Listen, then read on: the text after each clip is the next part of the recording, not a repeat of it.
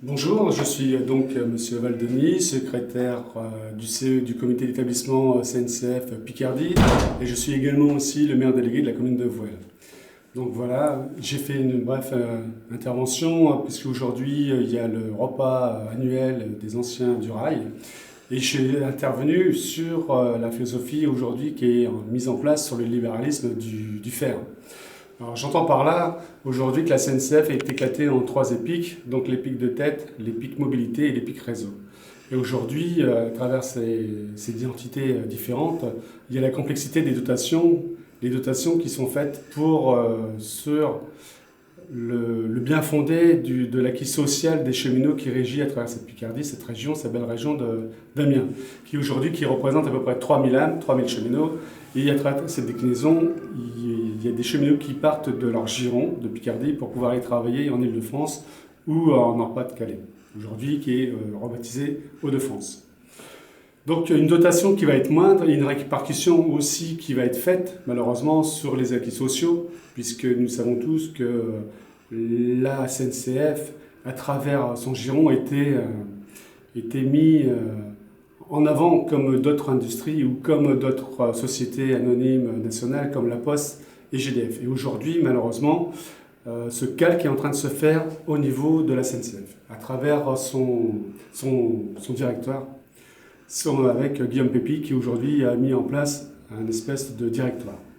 Donc voilà le pourquoi de la chose. J'ai rencontré le directeur de région la semaine dernière, ou il y a 15 jours, je ne sais plus, bon bref, dans un laps de temps, où il nous disait qu'on allait être mis en concurrence, puisque aujourd'hui le nouveau président de région, Xavier Bertrand, s'interdisait pas de mettre de la concurrence à travers les trains.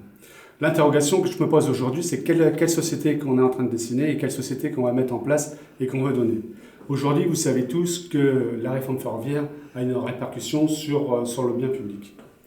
Aujourd'hui, si M. Xavier Bertrand, le nouveau président du Conseil régional de France, met en place cette situation, je me pose la question sur la sécurité et sur la sûreté des circulations.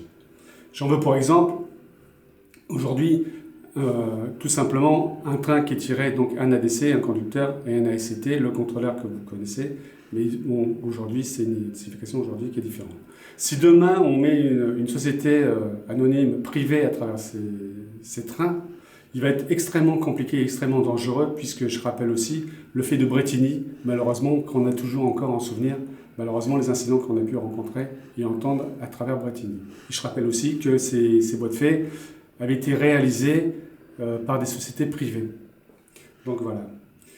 Aujourd'hui, je reviens sur ma schématique et sur l'exemple du train qu'on tire, l'ADC qui va tirer son train et qu'il n'y aura pas d'ASCT dedans, donc un contrôleur. Si ce train est un incident de voie, le conducteur, donc l'ADC, sera dans l'obligation de descendre pour pouvoir sécuriser son tronçon de voie et mettre en sécurité les passagers de son train. Donc il ira sur un téléphone de voie, donner la consigne pour pouvoir consigner. Mais que se passe-t-il dans ce laps de temps entre la descente du train pour aller donner le coup de fil, pour prévenir le régulateur qui sécurise le tronçon? Voilà mon interrogation qu'on se pose aujourd'hui. Je te remercie.